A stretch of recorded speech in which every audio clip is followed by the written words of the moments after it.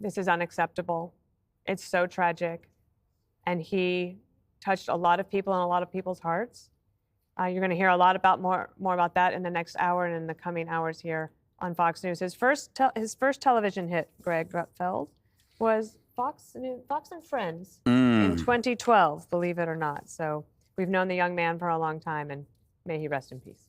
Yeah, he's. I've known him for probably 10 years. I mean, it's hard to gather your thoughts beyond just horror. So instead, I mean, you know, Charlie was such a force of nature. He was brilliant and he was funny, but what scared people was his persuasiveness. The only way to take him down, because he could persuade you so strongly, was to kill him. You know, and the shock and despair that we are feeling, and I mean we as in shared by everyone at home and around this table and in this building, it's a testament to the impact of Charlie's friendship and his bravery and his character. And it's so deep a wound that we all feel. It's because it feels like he's one of us. He's part of us because he was such genuinely a patriot and a great person. So how do you work through this stuff? You know, it's not about him or me, it's us, the viewers. You are us. What do we do? Well, you still do what you always do, but you do more of it. You stand up, you speak up, and you share the risk. Right now, you are recoiling, but you have to come back and return stronger, more fortified, and more resilient. What is ironic, fittingly, I guess, is that this is a turning point. You know, if you believe in Charlie, you got to believe in yourself because he believed in you. You know, this isn't over. This is the beginning. And Charlie's power just got released in all of us. He's going to be bigger now than he ever was on this chaotic planet. He made us all bigger. So I think that if you're at home and you're feeling bad, don't just get through it. And remember that he would want you to get stronger and not back down. Jesse, before I go to you, President Trump has announced that the flags will fly at half-mast for Charlie Kirk until Sunday evening at 6 p.m. I know you knew him well, too. Yeah, we're sick, we're sad, we're angry, and we're resolute. And we're going to avenge Charlie's death in the way Charlie would want it to be avenged. He was such a beautiful boy. He was an American boy. And he was incredibly positive. He was full of energy and life. And he made politics fun. You see it at his events when things blow up and the music plays. And we haven't had that in a very long time in this country. Every time he did a hit on my show, he would text me afterwards, "Thank you, Jesse. I really appreciate having you on." Yep. And my daughter loved him. I mean, she's 13 years old. This is a man who touched an entire generation of Americans and electrified them and made them patriots. And this is not a controversial person. This is not a polarizing guy, a divisive person, a firebrand that he's being described as in the media. This is like a guy that you have a barbecue with at your summer house. This is the kind of guy, if you came back with your daughter, you'd say, "Thank God, we got a good one." He's a great athlete. He's a great person. He's a great Christian. You see his family out there. He had his kids not facing the photos because he wanted to protect them, because he knew how evil people were. So when he goes out to these college campuses, he's not provoking anybody. He's like Socrates. He asks questions, and he does it with a smile. And there's nothing controversial about saying socialism is worse than capitalism. Men and women are different. Let's put America first, because that's all he was about, putting America first. And as Greg said, this hits differently because Charlie was one of us. And Trump gets hit in the ear. Charlie gets shot dead. They came after Kavanaugh with a rifle to his neighborhood. They went after Musk's cars. They just shot 2 Jews outside the embassy. Think about it. Scalise got shot, barely survived. It's happening. You got trans shooters. You got riots in LA.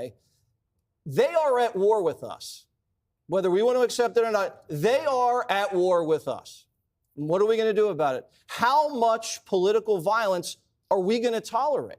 And that's the question we're just going to have to ask ourselves. Now, Charlie would want us to put as much pressure on these people as possible.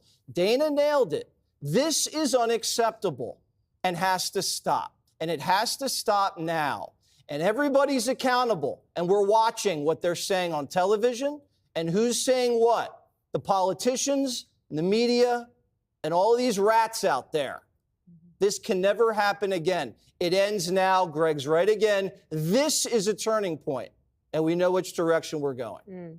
A turning point used so appropriately there. This is also in Joe Biden has posted on X a statement. He said, "There is no place in our country for this kind of violence. It must end now." Jill and I are praying for Charlie Kirk's family and loved ones. Sure to have many more of these statements to come through. Harold, you also knew Charlie Kirk. I met Charlie a few times. First off, my condolences and prayers to his family. This is a young dad. The kind of pain that his wife has to be experiencing as she is channeling her own kids, she should know she'll be lifted in my family's prayers tonight. You all have said it, this is horrifying. It's profoundly sad. A 31, 32-year-old young man, I know he was born in 1993, I don't know his exact birthday, but he'd been 32 this year if he wasn't already. I don't know all the details about the shooter or any of those things. I'm sure we will learn and rightly learn.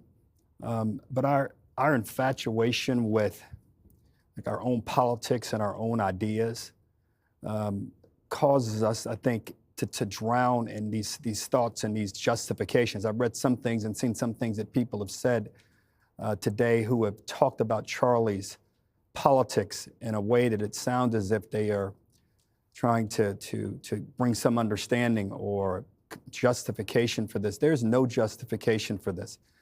Charlie and I didn't agree on a lot of politics, a lot of the paths to solve political problems, but I viewed his thoughts and ideas as ways to try to help make my thoughts and ideas better. Politics at its best is that. We're going to hear a lot over the coming days on both sides, those who adored Charlie and his politics, those who did not like Charlie, did not like his politics. But there's no place in our country.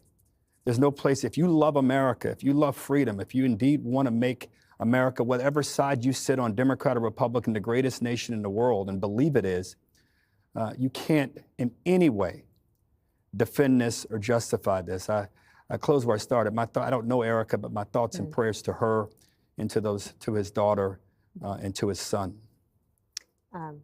Free speech lives high in your list of priorities, Kennedy. Absolutely. And you think about all of us go out there and we want to meet the public. We want to speak. We want to speak our minds. We are fortunate enough to have been given a microphone and this medium to talk about ideas and amplify what we believe is right. It is okay to be polarizing. It is okay to be a lightning rod. It is okay for people to disagree with you. It is not okay to take someone's life. And, you know, there are people who have tried to justify what happened based on the reaction that Charlie Kirk stirred in people. I will tell you this, as Jesse said, his daughter loved Charlie Kirk. My daughter is a junior in college. A lot of them only get their news from TikTok, and they all know who Charlie Kirk is. Because using the Socratic method, he has confronted the sophistry of socialism and progressivism on college campuses. That was his life's work, and they all knew who he was. And as they shared those videos, many of those young people questioned their beliefs, maybe for the first time in their lives. And it's okay to do that as well. And I hope they continue to do that. And that his shadow resonates for generations of people who are able to sit down with those they disagree with and have a conversation with them and confront them with the inadequacies of their arguments, hoping that they come to the side that Charlie Kirk lived and believed was right. And he did it with good cheer, a happy warrior.